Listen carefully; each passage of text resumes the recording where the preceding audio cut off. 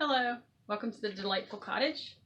My name is Dory, and we're going to do an addition on my favorite sewing tools. But these are just the necessary tools. I think a lot of times people think about sewing and it's just overwhelming because you feel like you have to have so many things.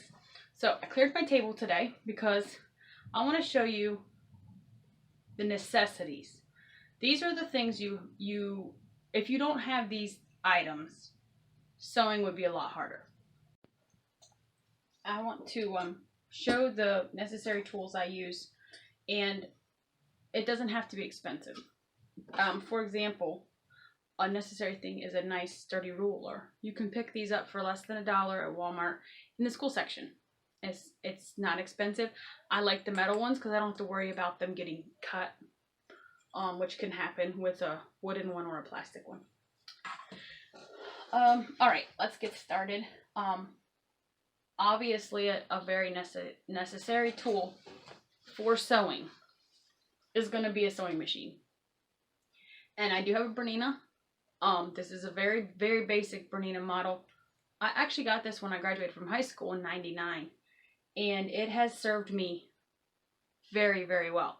So my recommendation is actually, if you can't afford a basic Bernina model or a Pfaff, then try to find an older one. Try to go back and maybe find a Bernina 1008 or go back and find an older Pfaff. Look for ones with internal metal parts because those are much easier to fix. So that's a little tip. Check your for sale pages on Facebook and things and see if you can find an older sewing machine. Big plus is if it would come with a sewing table, but it doesn't have to. As long as it's a freestanding machine that it can sit on a tabletop, then you can work anywhere. So a good sewing machine, and good by good I mean one that's easy to maintain. It doesn't have to be fancy. It doesn't have to have a lot of buttons and knobs, and it needs to make straight stitch, zigzag stitch, reverse. Those three things. This is where I look for that on my machine. This tells me zigzag, and this is the needle position. This is the straight stitch length, and this is the reverse button. Those are necessary. Other than that, anything else that comes on a sewing machine is extra. So we have the sewing machine. The next thing we need is a workplace.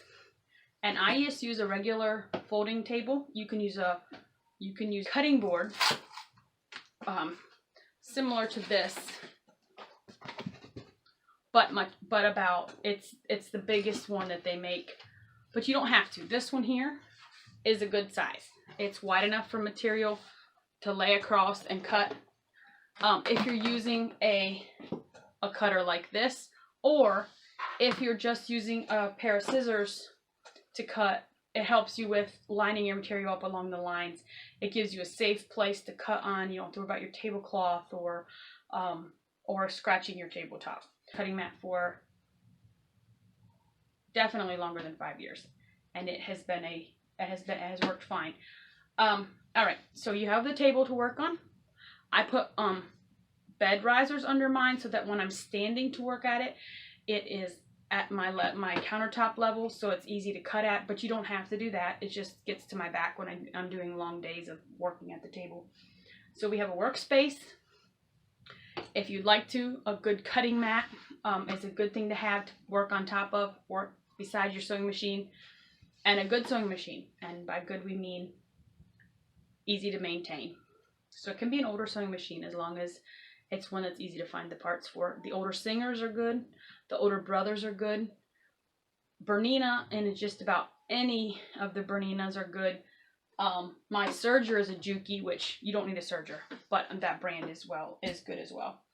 All right, and you're gonna want a really good pair of scissors.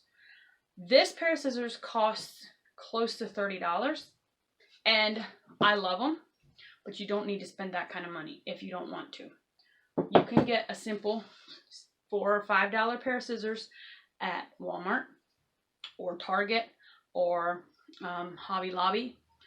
You just want one that fits your hand. You want one that's comfortable. You do not want one that when you have your hand in there for a little while, it's pinching it. So and if you're right-handed or left-handed, make sure you check the fit, especially if you're left-handed.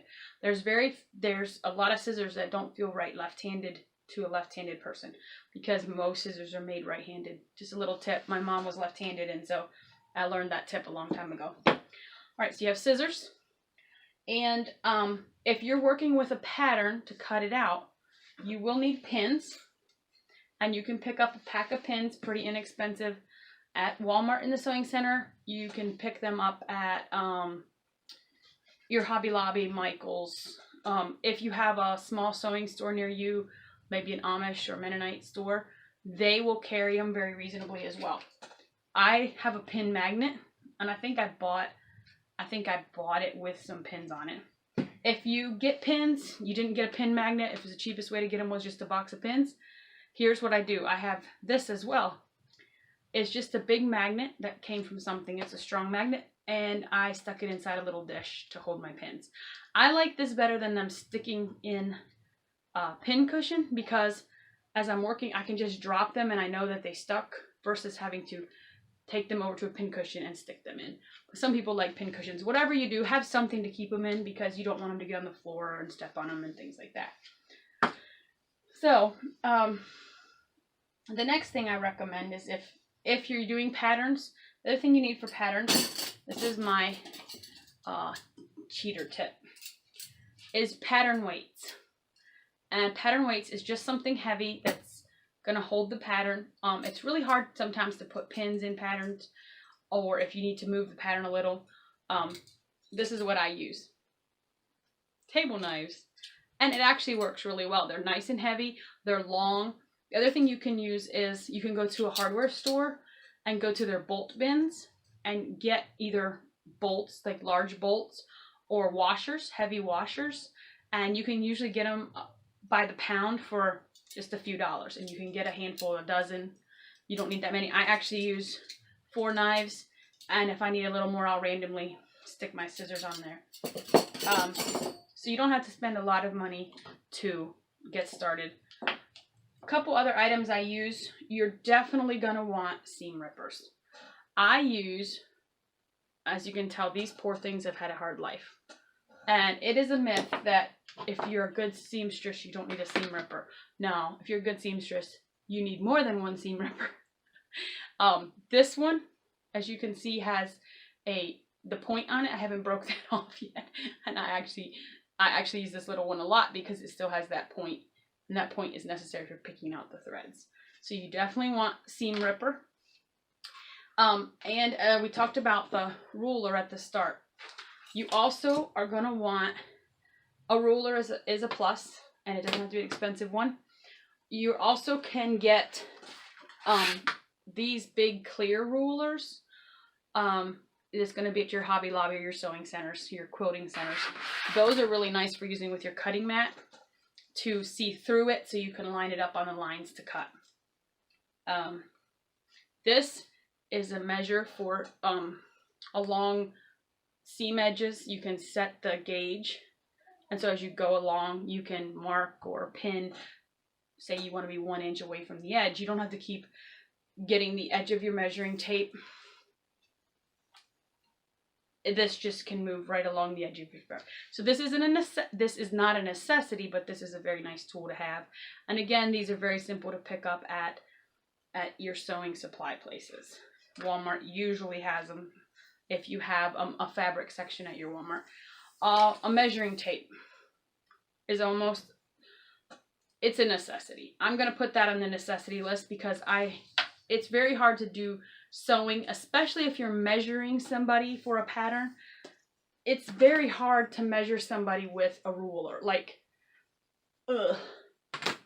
where a measuring tape you can hold it and check very easily.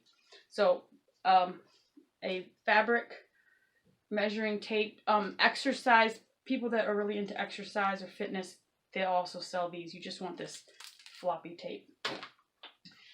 All right, one last thing I use when I'm holding pieces together to get ready to do a seam, I will pin them, but the other thing I use is these little snapper barrettes, Goody. They snap, they'll hold fabric very nicely. and they're very easy to unsnap with one hand as you're moving along.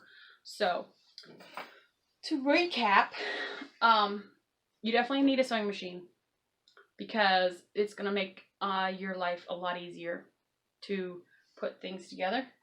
Look for an older machine if you can't afford a brand new base model Bernina or Pfaff. Those are the two that I recommend. I really think those two companies, to the best of my knowledge, have stuck with good quality parts, and so that makes them easy to maintain and also run long. You're going to want a good work surface, and you're going to want scissors, pins, a measuring tape. Definitely scissors, pins, and a measuring tape. So those 5 items. After that, a good ruler, a cutting mat, seam ripper. Seam ripper you definitely probably want along with your scissors, and usually you can buy like a little kit that'll have a scissors and a seam ripper. And then one other item I use is this tiny scissors. I keep them by my sewing machine or as I'm sewing to clip threads. Then I don't have to get my great big scissors just to snip threads. But again, they're not a necessity. You can snip threads with your bigger scissors when you're cutting fabric. So hopefully that helps you feel more confident in going ahead and trying a pattern. If you already have a good pair of scissors on hand, you don't have to go buy good ones as long as they're sharp. I mean, you don't have to go buy new ones as long as they're sharp. Just go ahead and use those scissors, pins, and just go to your kitchen drawer and get some knives for fabric weights and try it. Start with a simple pattern. Start with something very basic like a pillow cover, where you just have a couple pieces, you have a couple squares, and you sew them together, pretty sides together, flip them around, pretty sides out, and you have a pillow cover. Start with something simple like that and see how it works for you.